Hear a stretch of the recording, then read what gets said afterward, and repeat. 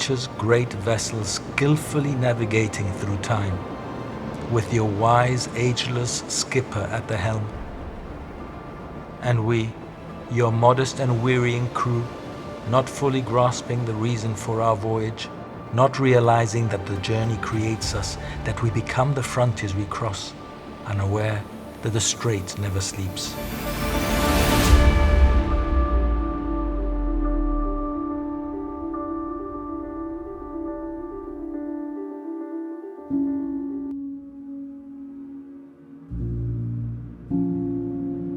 At sea, horizons shift, things unravel. No path is safe. The uncertain sea makes us who we are, unfolds us into another self. Yet life is about edges, about sudden gusts, about tightening knots, about the unforeseen, about that caress which changes the pace of time. Okay, all set? Down?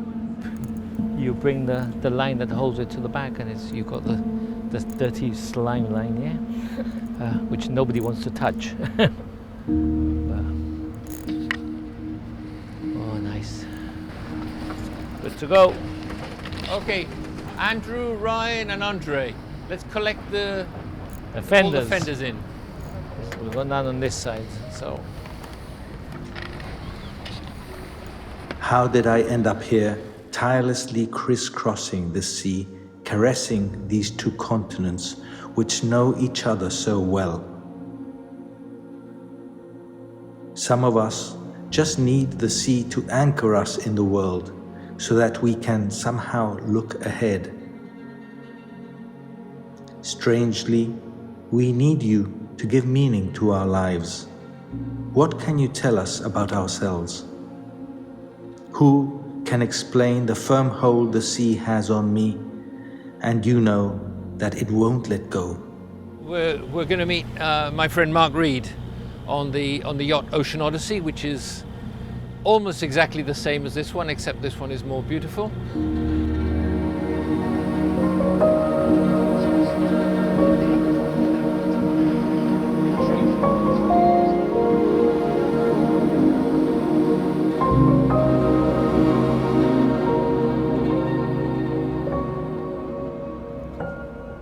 Yeah, I can see Mark coming out now. Well, this is a boys' outing. Cross to North Africa, jump in the swimming pool, come back. Almost exactly the same. He's got a shoal keel, shorter keel. I've got the deep keel. Hull-wise, he's got a deeper keel than me. I specified a short keel for this boat because I like going up rivers, so you don't touch the bottom so often. But the sail area is the same, and they're very, very similar in sailing characteristics. He can go slightly closer to the wind than I do, but I like to say we're faster because we're always competitive. In fact, he challenged us to a race, and the loser would pay £500 to charity. And I suggested that we paid an entry fee of £500 each, because I thought he knew something I didn't know. Well, no, whenever you're sailing, you always want to go faster than any other boat that's out there, but this more so because the boats are the same, so it's down to you. Strange how we've become inseparable companions. This is no race. Our unending cruising is a way of life.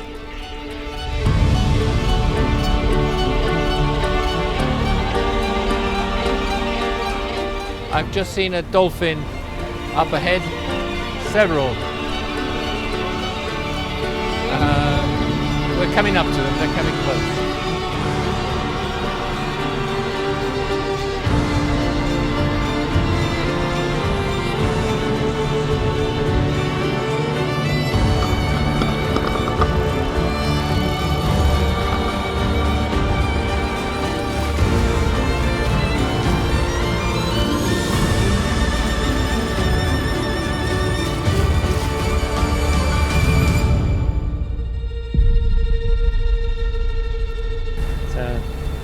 He sometimes beats me, I sometimes beat him, but we'll always have a beer after, so it's not nasty competitive.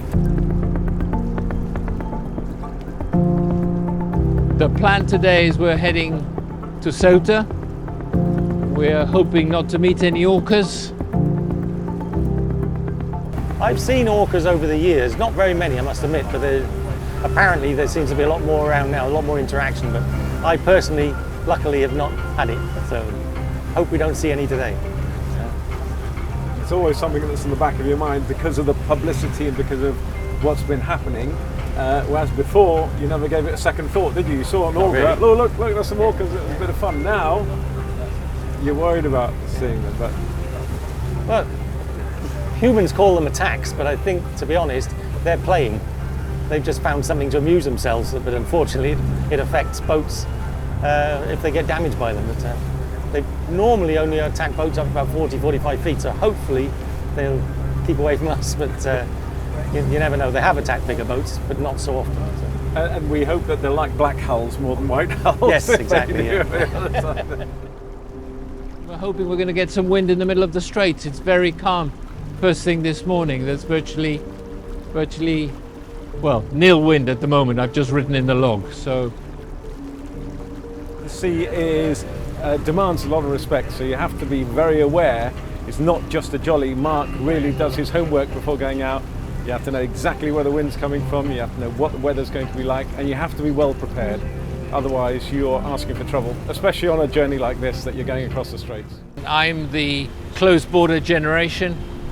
As a teenager growing up on 2.5 square miles, it was just very restricting, so I wanted to see the world. So I deliberately went out looking for jobs that would involve travel. So I essentially worked all over the world, and that was it.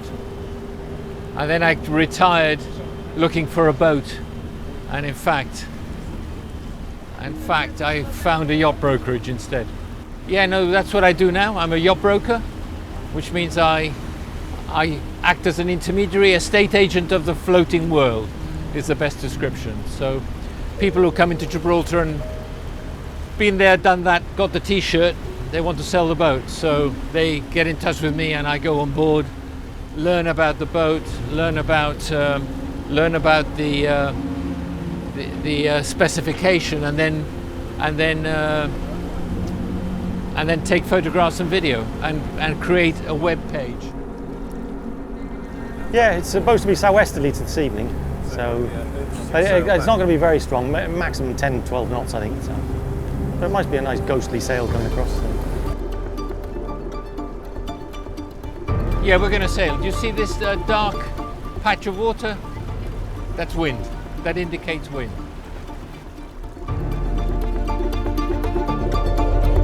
I am not the master of this craft, although I may be at the helm. We are mere partners, sharing our senses while we cruise.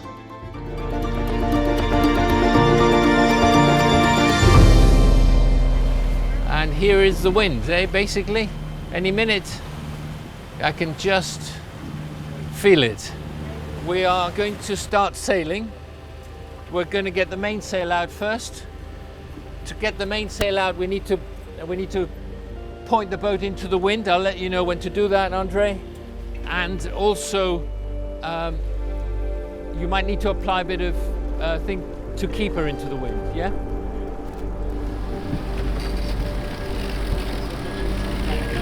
Suelta, suelta, out, gently, under control.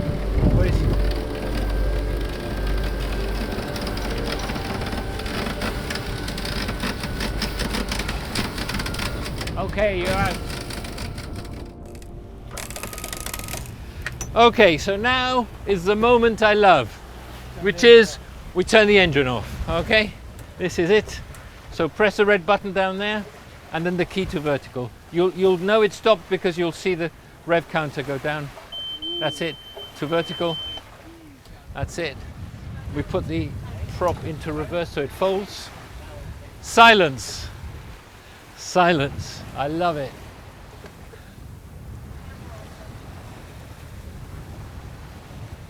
Okay, can we make this boat go faster? At the moment the screen is zoned right out, so we can see both Europe and Africa here.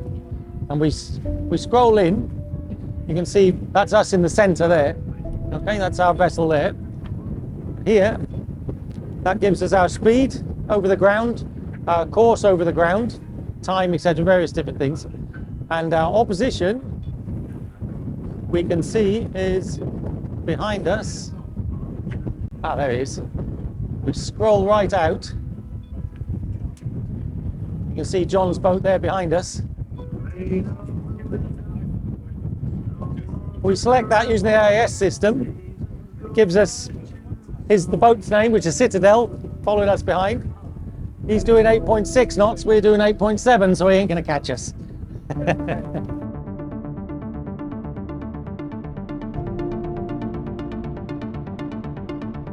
We naively expect the sea to be tame, to submit and play our awkward game, as if it was supposed to be aware of who we are.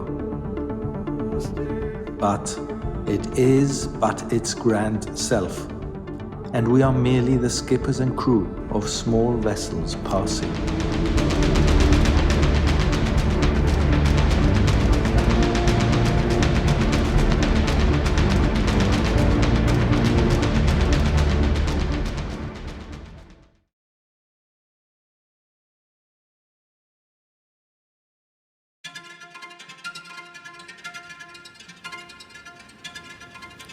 You and I are the people of the Strait. Our lives and our stories have been flowing back and forth across its shores for thousands of years and remains untold. We must strive hard to better understand the sea and question further what our relationship with it should be. Let's stop dragging our feet. Let's stop looking the other way.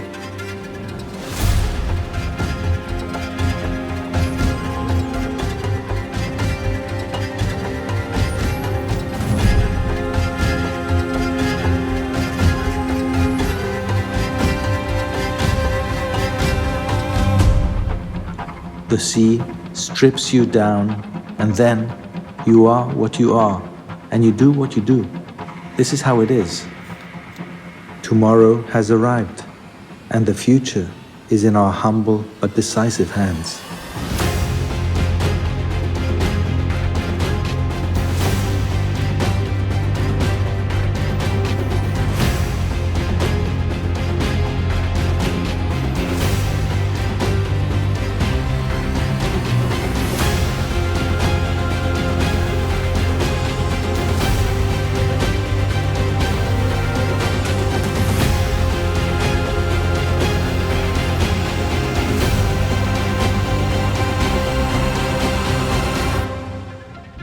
And the instrumentation we have these days, I can tell that we're not going to pass closer than 300 meters from him, even if we go in front. Yeah, so we're pretty much halfway across. That's Ceuta down here, that's us, that's Gibraltar. And these black triangles is traffic. So generally big boats that are crossing the strait at right angles to us. So you have to be aware of your surroundings at all times. And in fog, this is better than radar, because every vessel over 20 meters has to carry this technology now. We don't have to carry it, but we have it because it's available. And it makes it a lot safer sailing, especially at night or limited visibility. Challenging at times, yeah? There's always wind in the Strait. So you've seen there's no wind in Gibraltar, but here there is, because the wind gets squeezed between the Spanish hills and the Moroccan hills. So if it's blowing 10 knots in Gibraltar, you'll find 25 in the middle here. There's no wind in Gibraltar, it's 15 knots here. That's basically, and the seas can sometimes heap up because there's generally a current for about 9 hours of the day that's going from the west to the east. So if you get the wind against the waves, they get steep and rough. What's the story of the rally? Well, for many years there's been a rally between Gibraltar and Morocco. It used to go to Marina Smeer, which is about 10 miles south of Ceuta. But about 5 years ago, they they said we couldn't go any longer because there was too many boats arriving at the same time, and they didn't have space for us. So we contacted Tanger, and in 2019 we went to Tanger for the first time, and it was a great outing. The Moroccan authorities made it really easy for us, and it was great. And we ended up raising quite a lot of funds. We do it for the Red Cross. Yachts pay to enter, people pay to enter. We have auctions because Gibraltar businesses are very generous and they give me things that we can auction. There's less people this year because they've been put off by the orcas. We consulted with various experts, marine biologists and cruising club, and there's a Spanish outfit who do research on orcas, and so we provided advice on what we should do, and the main advice is keep away from them, and that we know pretty much what areas they tend to inhabit. It's just this year they seem to have been coming a bit further east and interacting with more boats. It's very strange. I think what's going on is they discovered a new way of playing, I guess, of interacting with something, and they're social animals, so they learn from each other. It's a very small population. It was like 35 animals, of which 15 have been positively identified as taking part in these interactions. Some people say attacks.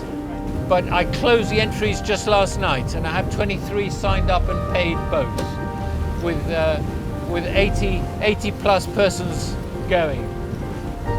So I should raise, I estimate, about £7,000 to £9,000. I think we're wrecking the planet. That's my view. I mean, I get depressed by seeing how much plastic I see floating in the sea. If you enter the Mediterranean, once you get past Malaga, you don't see much sea life. I've only east of Malaga, in a whole month, I only saw one dolphin close to an Italian port. That was it. As soon as you get to the Straits, it's teeming with life. It's teeming with dolphins, pilot whales, sometimes fin whales.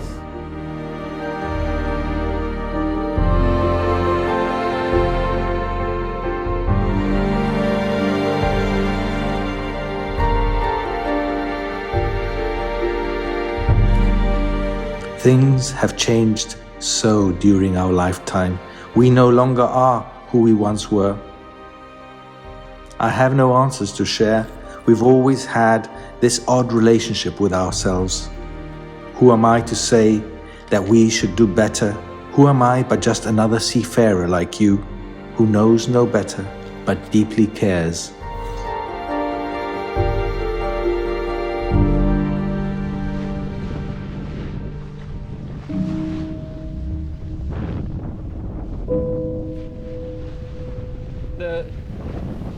The beach at Palmones was actually a jewel. It was beautiful, still is beautiful, but unfortunately building that Acerinox plant and the refinery at the head of the bay, which I understand was done for reasons of creating employment, but I wish they'd created employment in tourism instead.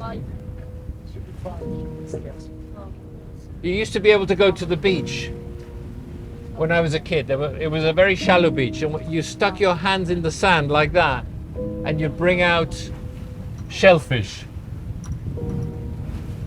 Yeah, You could fill a bucket of I remember going to collect clams. clams. Yeah.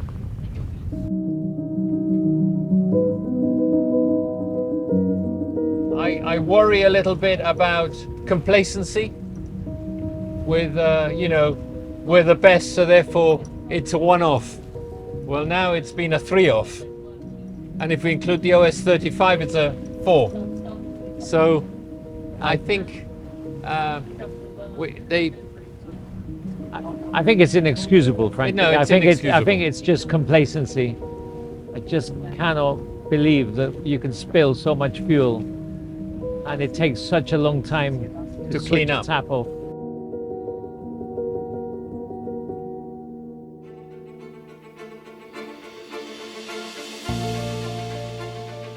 Get the feeling we're catching him up. We're catching up, but slow. I thought we were going to do it much faster actually before.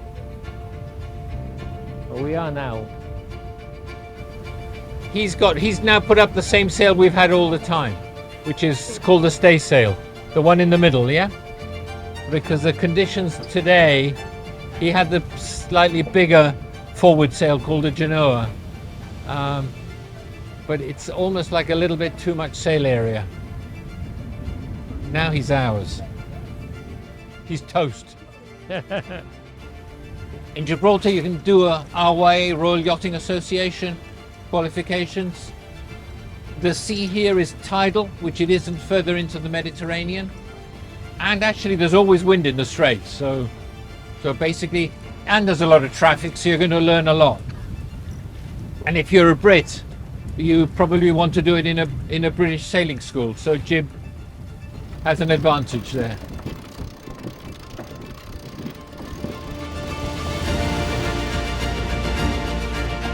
"25 minutes away from arriving. So in 15 minutes time,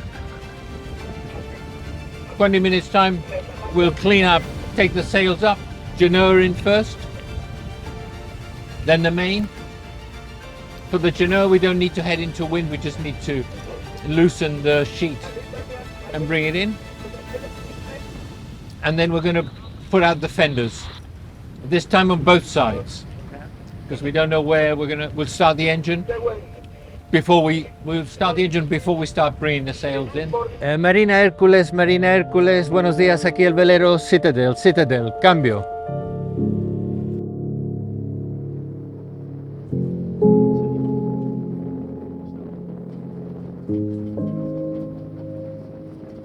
Where our journey began, we return, bathed in memories that yearn to cross the divide once more. Echoes of our first steps whisper across the waves as we face the final gate. Oh, it's only 10 past 12. Sorry? It's only 10 Yeah, past yeah, 12. we've done really well. That's a good crossing. 2 hours, basically. Capitan, I like that. Though the shores remain the same, we cross, transformed by the game. The season's journey etched into our soul. Tempered by trials, we bridge the divide, stronger on the other side. The finale awaits, our story untold. The strait, a constant thread, yet we've changed, the seeds we've shed, as we answer the season's final call.